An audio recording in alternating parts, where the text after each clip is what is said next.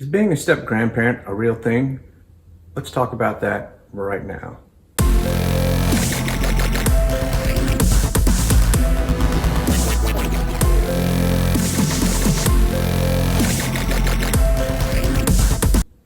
Greetings, I'm Rick Ward. I'm a retirement coach and a transitional guide with Your Journey Transitions. Today we're going to talk about being a step grandparent. And is that a real thing? Well, it is if you want it to be. A step grandparent is when your child is a step parent themselves. A step grandparent, much like a step parent, has very similar roles to blood relatives, but they have the added complexities of managing multiple levels of relationships without more transparent boundaries. You bring the same gifts as a blood grandparent, and you play by the same rules as a blood grandparent. But depending on the relationship and dynamics within the family, you might have a lower standing in the family unit than the blood grandparents. These are all very, very unique to each family situation, the culture of families. But it's becoming more and more common with blended families that many of us are going to be involved in this. I'm a step grandparent to 2 children. One of them is new to the relationships, and my child is still working out their role as a step parent. I guess once that is more solidified, then I'll probably be more involved as a grandparent. But at the moment, I don't have much exposure to that child. But I've leaving that door open for the future. On the other hand, I have another step grandchild, and this child of mine is well established as a step parent. And I have just as much contact and involvement with this child as I do with my blood grandchildren. In fact, so much so when people ask me how many grandchildren I have, I say 4, even though 3 of them are blood grandchildren, and 1 is a bonus grandchild. But I treat all the children the same. And one of these ways that I treat them all the same is I let the child take the initiative of how much involvement they want with me. If they'll come up and lead me along, and they involve me into their own world, then I go along with that. I always leave that door open. I don't thrust myself into their life, but I leave that door open for the child to welcome me in. As I do with all my children, I follow their lead on what role they want me to play in interacting with their children. I suppose the added level of complexity that's involved in being a step grandparent is taking into consideration the sensitivities of the blood grandparents. And this can cover a wide scope of circumstances. You can have competitive jealousies among the blood grandparents, or you can have quiet acceptance and a good relation with them. I'll talk more about that in later videos. But not only do you need to fit in with what the children are doing with the grandchildren, how they're raising them, you've also got to be aware and be sensitive to the roles that the blood grandparents have. In some cases, they'll have no involvement with their kids, or there's none on the scene for various reasons. And you're the only grandparent. And so that makes things a lot easier. And you have other people who are grandparents that only want the best for the child.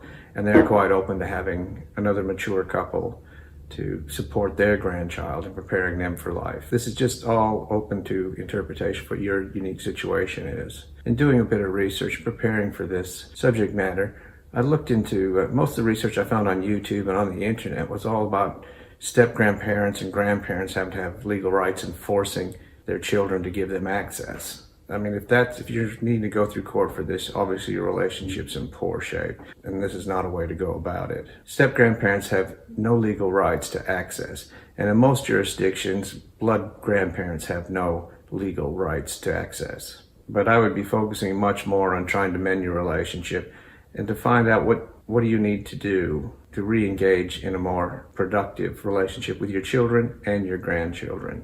As I've said in other videos, your children control the amount of access that you'll have to your grandchildren. And you need to acknowledge that they are the ones in charge and responsible for raising their children. And you need to fit in with their style and what they're doing. That doesn't mean you lose your uniqueness in your parenting, but it's just at a different level. The primary responsibility is theirs, and you're the one that needs to fit into them, not them need to fit into your way. Although you have no legal rights to gain access to your grandchildren or step-grandchildren for that matter, being a positive, functional step-parent is a blessing to all those involved. Even if the child has 2 sets of good grandparents, being a bonus grandparent can enrich everyone's lives. You become another mature adult that the children can access support from, advice, and be a true support for them. And in often cases, the other grandparents appreciate that there's another positive, mature influences aiding in the development of their grandchildren and helping prepare them for the life ahead.